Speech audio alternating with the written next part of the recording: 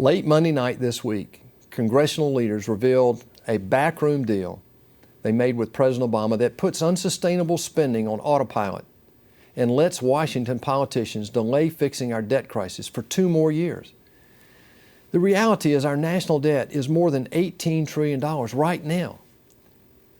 That's more money than any of us can begin to comprehend, and it's only climbing higher every second. This backroom deal directly violates the responsible budget principles I've been fighting for every day up here. In typical Washington fashion, this deal allows insiders to spend more money today in exchange for empty promises of savings tomorrow. Further, what President Obama and congressional leaders are considering savings are actually budget gimmicks and empty promises to hardworking taxpayers. Here are just a few. It spends now and hopes to save later. The Social Security Disability Trust Fund will actually run out of money next year. This deal shifts money from the Social Security Retirement Fund to the Disability Fund to allow it to survive until 2022, but doesn't do anything to save the Retirement Trust Fund of Social Security, which runs out of money in 2034, just 19 short years from now. Why would Americans trust Washington insiders in a system that has proven to be untrustworthy? Some insiders are trying to say that this is only $100 billion in new spending.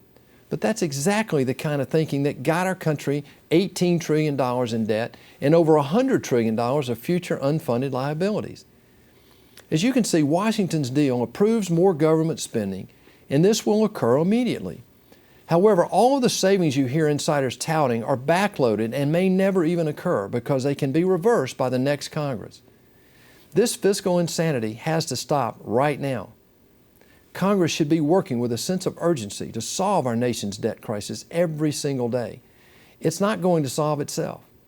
And America cannot afford to wait for a more politically convenient time for elected officials to do their job. Earlier this year, Republicans passed a budget that actually cut President Obama's proposed spending by $7 trillion over the next decade and finally balances.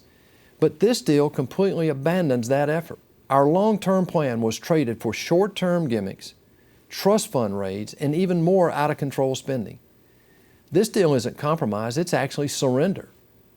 I voted against Washington's bad budget deal because I'm not willing to surrender and give up on solving our debt crisis. It's too important for our children and our children's children.